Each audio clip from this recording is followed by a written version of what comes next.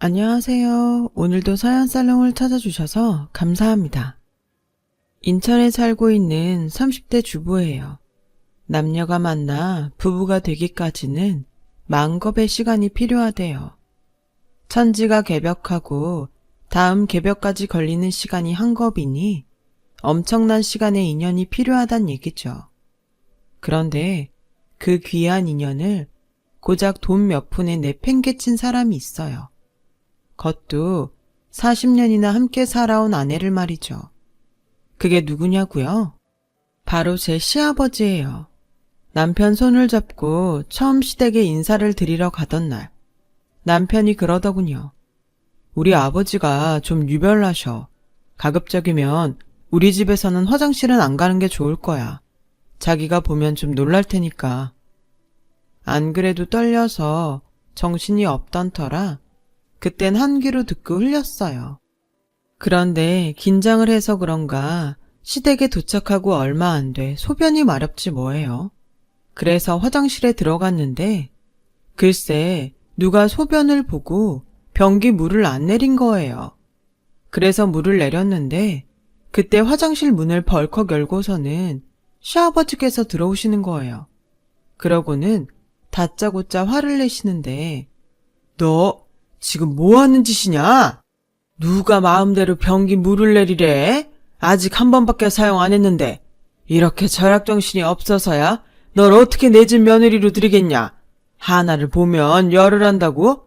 변기물도 귀하게 여길 줄 모르는 애가 뭔들 아끼고 살겠어. 수철이 너 얘 교육을 제대로 시켜 데려오든지 아니면 제대로 된 여자로 다시 찾아서 오도록 해. 그날 저는 시댁 소파에 엉덩이 한번 붙여보지도 못하고 그대로 집에서 쫓겨났어요. 황당하고 어이가 없었죠. 자기야, 대체 내가 뭘 잘못한 거야? 난 그저 누가 볼일을 보고 변기물을 안 내렸길래 물 내린 것밖에 없어. 이게 그렇게 혼날 일이야? 자기 잘못 아닌 거 잘 알아. 그래서 내가 미리 말했잖아. 우리 집에선 화장실 들어가지 말라고. 내 입으로 말하기 부끄러운데 사실 우리 집에선 소변은 3번 두고 나서야 물을 내릴 수 있거든. 그게 아버지가 정한 우리 집 규칙이야. 어릴 때부터 그렇게 배우고 자라서 난 다른 집도 그러는 줄 알았는데 중학생 때 친구 집에 놀러가 보니까 우리 집만 그런 거였더라고. 그래도 어떡하겠어. 아버지 뜻인데. 그래서 말인데 우리 집에 갈 때는 자기가 조심 좀 해줄래? 절약이 몸에 밴 분이라 예민하시거든. 남편한테 그 얘기를 듣고 얼마나 기가 막혔는지 몰라요.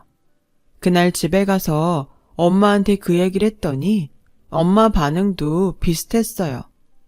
아유 더러워. 남이 싼 오줌물에 볼일보다 튀면 어쩌려고. TV에서 그런 사람들이 있다는 얘긴 들었지만 실제로는 처음이다 얘. 찝찝해서 볼일이나 제대로 보겠니? 솔직히 충격적이긴 했지만 그래도 이런 일로 파혼까지 생각했던 건 아니었어요. 그냥 그 집 가풍이겠거니 하고 차마 넘기기로 했죠. 그런데 시댁에서 지켜야 할 게 이게 다가 아니더라고요. 화장실에서 대변을 본 후 휴지는 딱 3칸만 써야 하고 세수하고 난 물은 모아두었다가 걸레를 빨고요. 밥은 밥, 국, 김치에 메인 메뉴 한 가지만 상에 올릴 수 있어요. 찌개를 끓이는 날엔 국을 빼야 하고요. 거기다가 5시 이전에는 절대로 집에서 불을 켤 수 없어서 먹구름이 끼고 비 내리는 날엔 온 집안이 굴처럼 캄캄하게 지내야 했죠. 히트는 옷이나 신발을 살 때도 아버님 허락을 받아야 한다는 거예요. 허락을 받았다고 바로 살 수 있는 게 아니라 아버님이 동네 헌옷수거함을 돌아보시고 마땅한 게 없으면 직접 할인 매장에 동행해서 구입한대요. 그 밖에도 정말 많은데 그걸 다 적자면 날 살 것 같아서 이쯤 할게요. 암튼 결혼식 날까지 아버님의 짠돌이 기질로 인해 민망한 상황이 여러 번 연출됐어요. 예식장 예약하는 데까지 따라오셔선 식대가 비싸다며 직접 음식을 해오시겠다고 난리를 치셨고, 안 된다고 하니까 음식 종류를 줄이고 가격을 낮춰달라고 딜을 하셨어요. 그리고 예식 당일, 아버님은 패백도 안 받으시고 식당에 지켜서선 혹여 음식을 빼돌리지 않나 살피셨죠. 음식 주문은 또 얼마나 야박하게 하셨는지 중간에 음식이 동이 나서 저희 쪽 음식을 가져다 쓰셨어요. 물론 남은 음식은 부스러기 하나까지 다 싸서 집으로 가져가셨고요. 그러느라 정작 시아버님은 혼주로서 결혼식에 와주신 하객분들께 인사도 제대로 못 드렸고, 심지어 신혼여행을 떠나는 저희 인사도 받지 못했어요. 푼돈 좀 아끼겠다고 말이죠. 나중에 제 친구들한테 얘기를 들어보니 예식에 사용된 꽃과 초, 비닐봉지에 리본 하나까지 몽땅 다 챙겨서 집에 가져가셨다고 하더라고요. 식장 측에서 혀를 내두를 정도로요. 그 얘기를 전해 듣는데 어찌나 창피한지 얼굴이 다 화끈거렸어요. 그렇게 말 많고 탈도 많은 결혼식이 끝나고 본격적으로 시아버지 월드에 입성한 저는 신혼여행에서 돌아온 날부터 아버님께 폭풍 지적을 받으며 시댁 가풍을 익혀 나갔어요. 가풍이라고 해봐야 하나같이 아끼고 덜 쓰고 안 쓰고 주워다 쓰는 거였죠. 그나마 직장이 사울이라 따로 살아서 망정이지. 한 집에서 같이 살았다면 모르긴 해도 숨 막혀서 진작에 질식해 죽었을지도 몰라요. 시집 온 지 2년밖에 안 된 제가 이럴 정도인데 아버님과 40년을 같이 살아온 시어머니는 오죽하겠어요. 아마 모르긴 해도 4호 화장을 하면 몸에서 사리가 나오지 않을까 싶네요. 그런데 문제는 평생을 그런 아버지 밑에서 자란 남편도 집에서 아버님과 비슷한 모습을 보인다는 거예요. 화장실 물 안 내리는 건 기본이고 퇴근길에 뭘 자꾸 주워오는데 사람 미치겠다니까요. 처음엔 탁상 시계나 화분 같은 작은 것들을 주워오더니 글쎄 한 번은 사단 서랍장을 주워왔지 뭐예요. 자기야, 그런 걸 뭐하러 들고 와? 우리 집이 고물상인 줄 알아?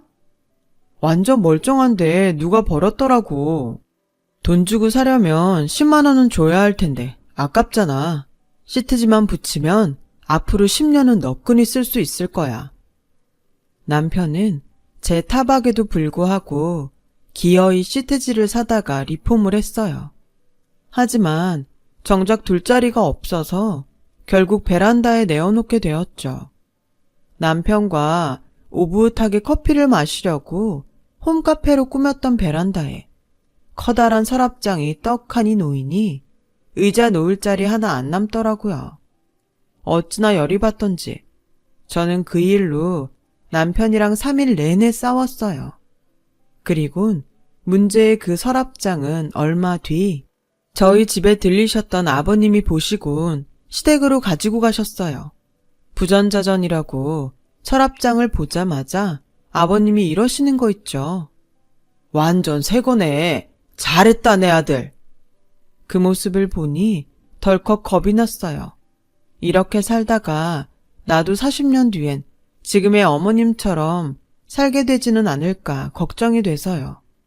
그래서 남편한테 그 얘기를 했더니 우리 엄마 사는 게 어때서? 우리 아빠가 돈을 못 벌어오기래 자식인 내가 속을 썩이기를 해? 세상에서 제일 속 편한 사람이 바로 우리 엄마인데 무슨 소리야? 이렇게 여자를 모르더라고요. 말이 났으니 말이지 저희 시어머니는 밖에 나갈 때 입으로 하나 변변한 게 없어요.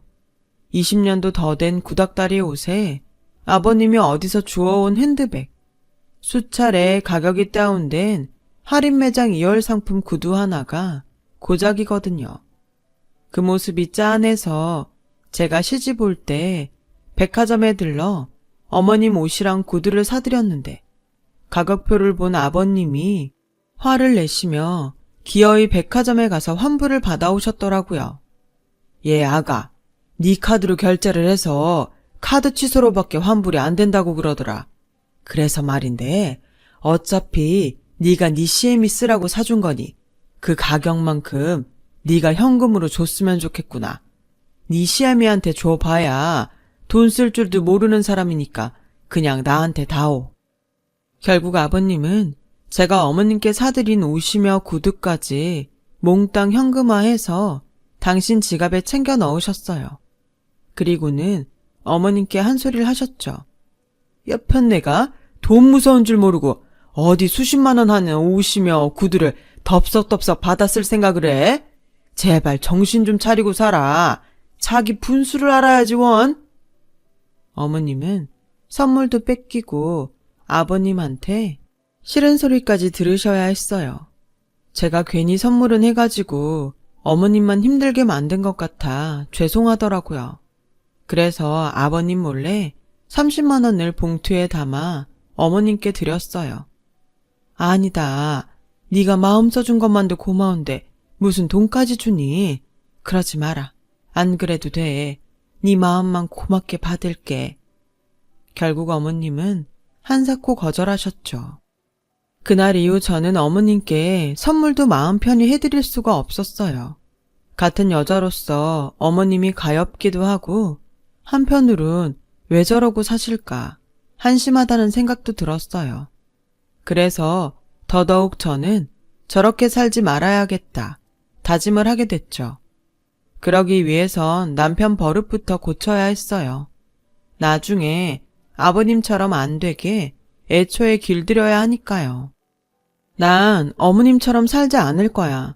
그러니까 당신이 아버님처럼 살려는 마음이 있다면 일찌감치 버려. 그리고 절약이라는 명목으로 밖에서 잡동사니 주워 나르는 일도 하지 마. 여긴 당신 혼자 사는 집이 아니라 우리가 같이 사는 집이니까. 또 한 번만 들고 들어와 봐.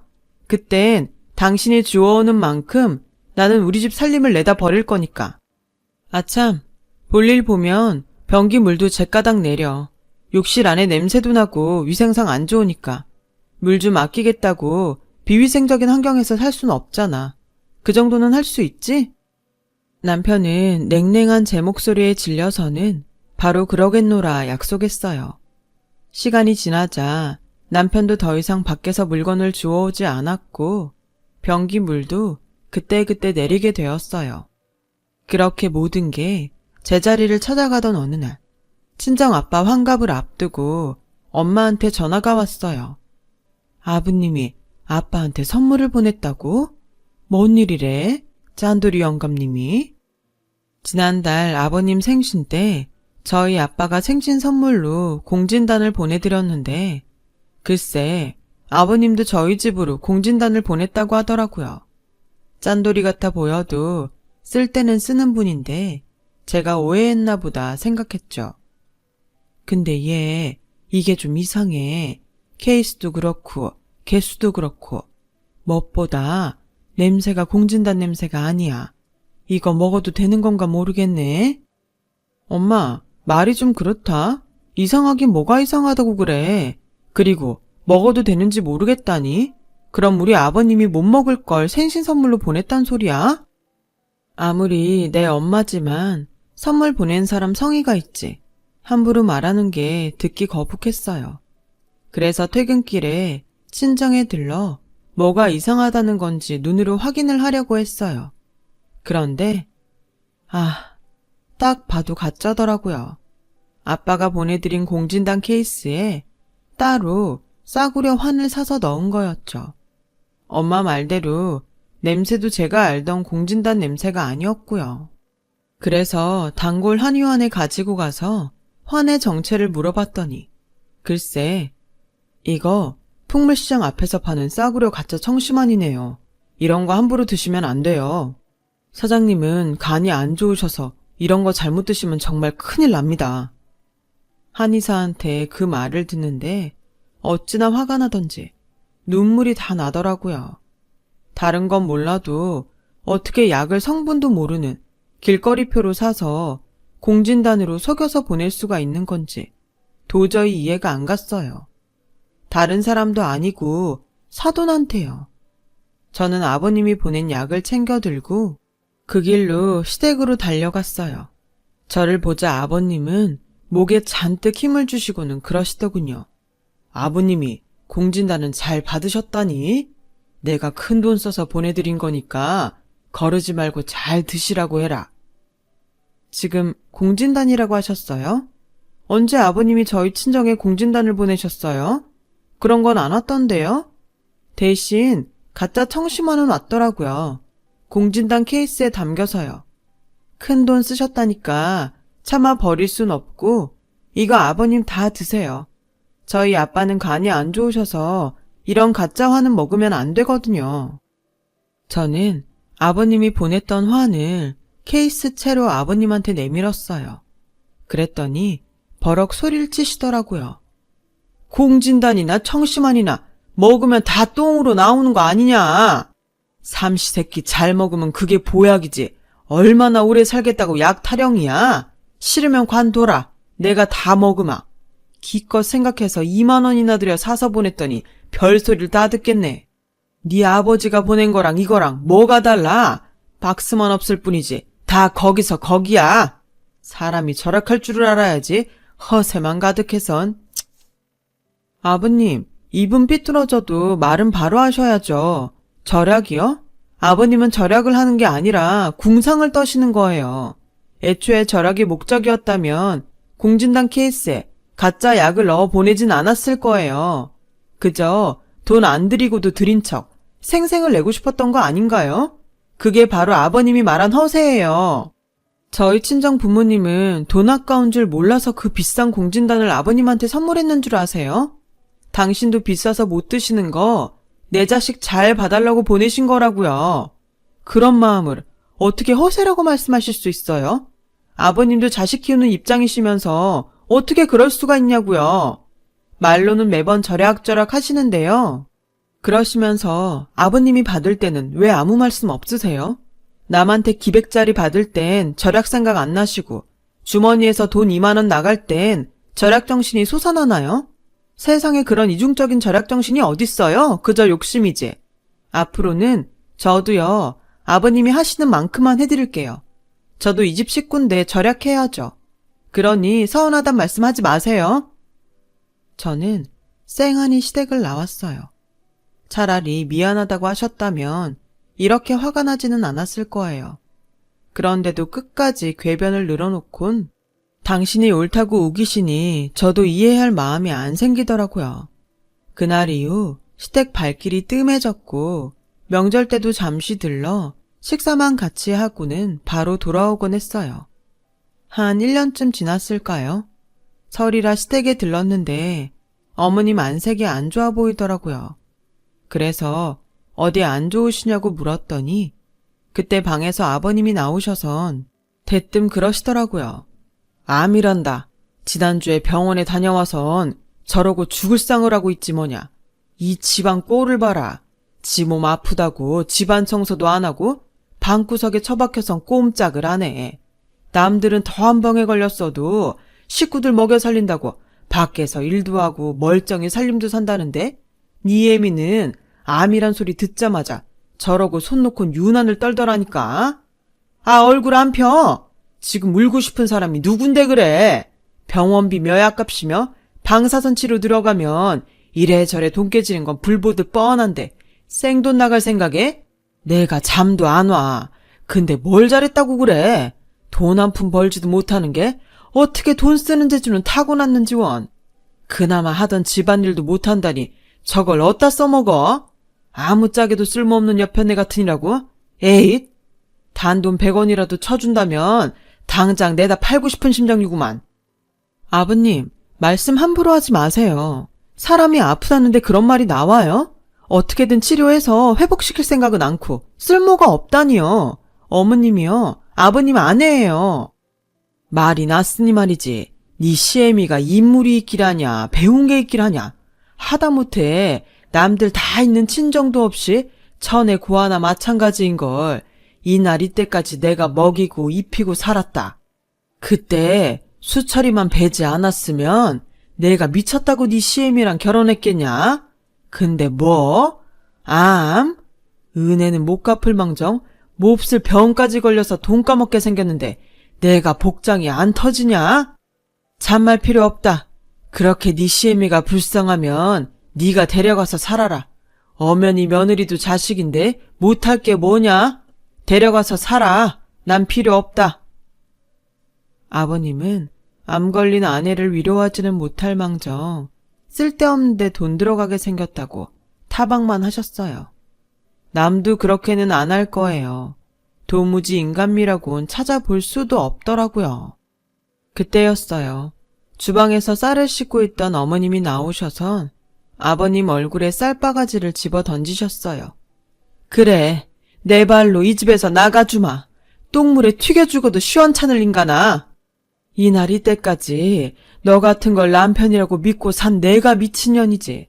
길에서 빌어먹고 살아도 네 놈 집에서 사는 것보다 마음 편할 거다. 40년을 네 마누라로 산 나를 이렇게 헌시짝 버리듯 한 놈 나도 싫어. 암 진단받고 병원문 나서는데 뭐가 제일 서글펐는지 알아? 병 걸려 죽을지 모른다는 것보다 너 만나서 내 인생 허비한 게 그게 제일 서글펐어. 부모 없이 자라 친척집에 빌붙어 살던 내 처지가 싫어서 내 한 몸 힘들어도 번듯한 가정 꾸리고 살겠다고 이날 이때까지 찍소리 안 하고 산 내가 가엾고 불쌍해서 그래서 서글펐다고. 근데 이젠 나도 싫어. 너라는 인간하고는 더는 못 살겠어. 남들 손가락질 받으면서 궁상 떨고 사는 것도 지겹고 되먹지 않은 네 형제들한테 무시당하는 것도 싫고 무엇보다 역겨운 네 쌍판떼기 보고 사는 게 제일 징글징글해서 싫어. 그러니 평생 벽에 똥칠할 때까지 궁상 떨면서 네 혼자 살아. 툭하면 내가 놀고 먹었다고 하는데 TV에서 들으니 가사노동도 엄연히 노동으로 인정한다더라. 그뿐이야? 너랑 네 형제들이 떠넘긴 치매 걸린 네 부모도 내가 다 모시지 않았니? 어디 돈 한 푼 주고 부렸어? 데리고 사는 걸 감사하라며 오히려 큰 소리 치고 부렸지. 나 그 돈 다 위자료로 받을 거야. 이날 이때까지 네가 나한테 퍼부은 폭언이랑 인격 모독 그거 다 돈으로 받아낼 테니까 각오해. 누구 맘대로 위자료를 달래. 그동안 네가 입고 먹고 산 집이 다 누구 건데. 어디서 주워들은 건 있는 모양인데 어림없어. 나갈 거면 네 몸만 조용히 들고 나가. 내 돈으로 산 건 실오라기 하나도 가지고 나갈 생각 말고. 세상 천지에 너 같은 걸 받아줄 사람이 어딨다고 까불어 건방지게. 왜 없어요? 어머님 저희가 모시고 살면 돼요. 안 그래요 어머님? 그리고 그동안 아버님이 어머님 옷을 사준 적은 있으세요? 다 헌옷 수거하면서 주워다 입히셨지. 제가 사드린 옷도 환불해서 아버님이 챙기셨죠? 정확히 47만 원이었으니까 그 돈만큼 물건으로 챙겨 나갈게요. 이의 없으시죠? 저는 어머님 방에 들어가 가방에 어머님 짐을 챙겼어요. 말이 짐이지 사실 챙길 것도 얼마 없더라고요. 40년간을 살아온 집에서 어머님 짐은 고작 20리터 캐리어 그 분량뿐이었거든요. 제가 어머님을 모시고 나올 때까지 아버님은 눈을 부릅뜨고 뭐 더 들고 나가는 거 없나 살피셨어요. 그 눈빛이 어찌나 고약하던지 정말 상종도 하고 싶지 않을 정도였죠. 그렇게 어머님은 40년간의 회한의 결혼 생활을 마치고 저희와 함께 살게 되셨어요. 저희 집으로 향하는 차 안에서 어머님은 한참을 우셨어요. 그 울음의 의미를 제가 온전히 헤아릴 수는 없겠지만 그래도 조금은 알 것 같더라고요. 그래서 마음 놓고 우시라고 일부러 길을 돌아서 먼 길로 갔어요. 그렇게 한참을 울고 난 어머님은 아까는 경황이 없어서 고맙다는 말도 못하셨다며 고맙고 미안하다고 하셨어요. 위자료를 받으면 바로 집을 구해 나가시겠다고요. 그날 밤 퇴근해온 남편과 상의해 일단은 어머님 치료가 끝날 때까지는 우리가 모시고 살기로 했어요. 어머님은 아버님과 이혼 소송이 진행되는 와중에도 꾸준히 병원을 다니시며 유방암 치료를 받으셨고 아직 초기 단계라 약물 치료를 하면서 상태를 지켜보기로 했어요. 아, 그리고 생각지도 못한 일도 있었지 뭐예요. 12시가 다 되어가던 무렵이었는데 어머님 방에서 핸드폰 벨소리가 나더라고요. 대개 연세든 분들한테 늦은 밤에 걸려오는 전화는 부고가 대부분이잖아요. 그 전화가 그랬어요. 어린 시절 어머님을 키워주신 고모님 부고였죠. 그런데 그 고모님 댁을 정리하면서 장롱 바닥에 숨겨진 문서를 발견한 거예요. 어머님의 아버지 이름으로 된 땅 문서였죠. 고모님이 일부러 감춘 건지 잃어버린 건지 알 길이 없지만 결국 제 주인을 찾아가게 된 거죠. 시골 땅이라 돈은 얼마 되지 않아서 어머님은 그곳에 집을 짓고 살겠다고 하셨어요. 아버님한테 받은 위자료로 집을 짓고 텃밭을 가꾸며 사신다고요. 아무래도 서울보다는 공기 좋은 시골이 살기 좋으시겠다네요. 그리고 그동안 저희와 인연을 끊고 살던 구두쇠 시아버지는 그동안 모아둔 돈을 오피스텔 분양권에 투자했다가 사기꾼들한테 몽땅 털려서 알거지가 됐어요. 그렇게 돈돈 하면서 궁상을 떨고 모은 돈을 사기꾼 입에 한 입에 털어 넣으신 거죠. 안 됐지만 어쩌겠어요. 다 자업자득인걸. 그동안 사람들한테 어찌나 인심을 잃고 살았는지 그 소문이 들리자 다들 아버님과 손절을 했다더군요. 뒤늦게 어머님을 찾아와 위자료를 돌려달라고 떼를 쓰셨는데 어머님이 걸레밥물을 끼얹으며 욕설을 퍼붓고 쫓아내셨어요. 그 모습이 어찌나 통쾌하던지 역시 인생은 베푼 만큼 받는가 봐요. 절약도 좋고 검소함도 좋지만 남에게 베푸는 우리 마음만큼은 부자였으면 좋겠습니다. 지금까지 제 사연을 들어주셔서 감사드려요. 들어주신 여러분도 부자 되시고 항상 건강 챙기세요. 여러분, 사연 댓글에 응원과 현명한 조언 부탁드려요. 좋아요와 구독은 저에게 큰 힘이 됩니다. 오늘도 좋은 일 가득하세요.